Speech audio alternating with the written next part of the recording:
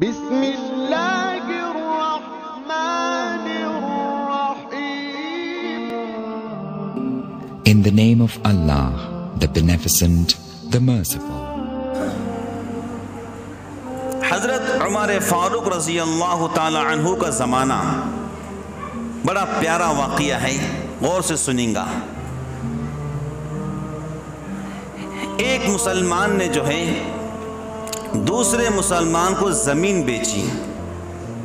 ایک مسلمان نے دوسرے مسلمان کو زمین بیچی اور دوسرے مسلمان نے زمین لیا تو کھیت کو سیدھا کرنے کے لیے ہل چلانا شروع کیا. بھائی اب زمین لے لیے، ہل تو چلانا پڑے گا، بیج تو ڈالنا پڑیں گے، تبھی جا کر گیہوں آئیں گے، باجر اور جوار آئیں گی. اب جس مسلمان نے زمین لیا تھا اس نے ہل چلانا شروع کر دیا. اللہ کی شان، ہل چلاتے چلاتے زمین میں وہ ہل وہاں پر لگا جہاں پر دفینہ یعنی سونا اور چاندی تھا. سونا اور چاندی اس ہل کے ذریعے اوپر نکل گیا. اب اس مسلمان نے اس سونا اور چاندی کو لیا. لینے کے بعد جو اس زمانے کے لحاظ سے لاکھوں کا مال تھا، حضرت عمر فاروق رضی اللہ تعالی عنہ کا دور خلافت کا واقعہ. جس مسلمان کو سونا چاندی ملا اس نے مال اٹھایا اور جس مسلمان سے زمین لی تھی اس سے کہا بھائی میں نے آپ سے زمین خریدی ہے، مال نہیں خریدا ہے، یہ مال آپ کا ہے. دیکھو کیسے مسلمان تھے، اللہ اکبر. تو بیچنے والا مسلمان کہتا بھائی میں نے آپ کو زمین بیچی تھی اور زمین کے ساتھ جتنی چیزیں ساری بیچی تھی، یہ مال میرا نہیں ہے. کیا مسلمان تھے. فرشتوں کو دکھانا تھا کہ آسمان کے نیچے زمین کے اوپر ایسے بھی انسان بستے ہیں. دونوں لڑ رہے ہیں، یہ مال میرا نہیں ہے. وہ کہتا میں نے خالی زمین خریدی، مال نہیں خریدا. بیچنے والا کہتا ہے میں نے زمین کے ساتھ آپ کو میں نے زمین کے ساتھ اور جو کچھ زمین سے نفع نکلے گا اس کے ساتھ اپنی زمین کو بیچ دیا ہے. دونوں لڑ رہے ہیں اور یہاں پر لڑ رہے ہیں، یہ میرا حق ہے، وہ میرا حق ہے. خون کا آخری قطرہ بہا دوں گا لیکن زمین کو نہیں چھوڑوں گا، چاہے ناحق زمین ہو. خون کا آخری قطرہ بہا دوں گا لیکن زمین کو نہیں چھوڑوں گا، چاہے چھوٹے بھائی کا حق کھانا کیوں نہ ہو، چاہے بہن کا حق کھانا کیوں نہ ہو. کھانا ہے تو کھا لو، قبر کے اندر تیار رہو سزا بھگتنے کے واسطے. اللہ تعالی ہم سب کو محفوظ فرمائے، آمین کہو.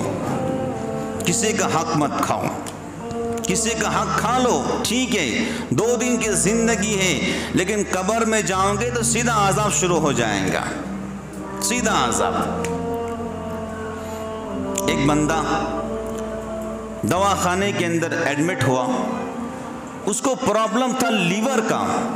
اب ڈاکٹر نے لیور کا علاج شروع کیا. وہ علاج ابھی ختم نہیں ہوا تو کڈنی پرابلم آ گیا. اب ڈاکٹر نے کڈنی کا علاج شروع کیا تو کڈنی کا پرابلم کیا ختم ہوتا، دل کا پرابلم شروع ہو گیا. ڈاکٹر نے دل کا علاج شروع کیا تو دماغ کا شروع ہو گیا. ڈاکٹر پریشان، یار یہ کیا بات ہے، یہ کیسا مریض ہے. تو اس مریض نے کہا دیکھو آپ علاج کو روکو، یہ نمبر آپ کو دیتا ہوں، اس پر فون لگائی، کال کیجیے. تو ڈاکٹر نے نمبر لیا، کال کیا اور فلاں بندے سے بات ہوئی. تو ڈاکٹر نے کہا پلیز آپ ہسپتال آئیے، یہ بندہ مریض ہے، آپ سے کچھ بات کرنا چاہتا ہے. وہ بیچارہ آ گیا. تو ڈاکٹر نے پوچھا آخر یہ بندہ کیسا ہے، ہم لیور کا علاج کر رہے تھے، کڈنی پرابلم، کڈنی کا کر رہے، دل پرابلم، دماغ پرابلم، کیا مسئلہ ہے. تو اس آنے والے بندے نے کہا بھائی پرابلم یہ ہے کہ میری اپنی کروڑوں کی زمین تھی، اس نے پیسوں کے لالچ کے اندر جس کی زمین نہیں تھی اس کے حق میں گواہی دیا ہے تو کورٹ کے تھرو اس کی گواہی کی طرف سے میری زمین دوسرے بندے کو چلے گئی ہے۔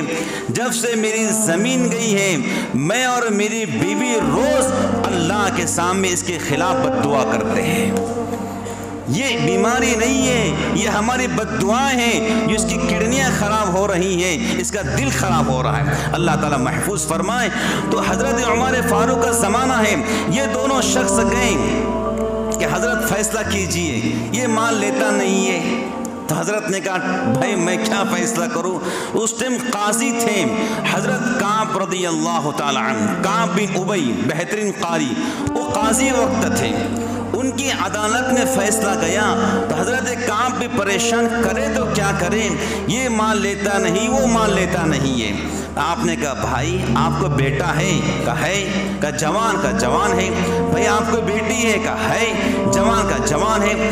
تو ایک کام کرو، تمہاری بیٹی ان کا بیٹا دونوں کا نکاح پڑھاتے ہیں اور جو مال زمین سے نکلا ہے دونوں کو بطور جہیز کے دے دیتے ہیں۔ اللہ اکبر۔ یہ تھا مسلمانوں کا طریقہ۔ اللہ کرے کہ اللہ مجھے آپ کو صحیح معنوں کے اندر مسلمان بنائے۔ آمین ثم آمین۔ وآخر دعوانا ان الحمد للہ۔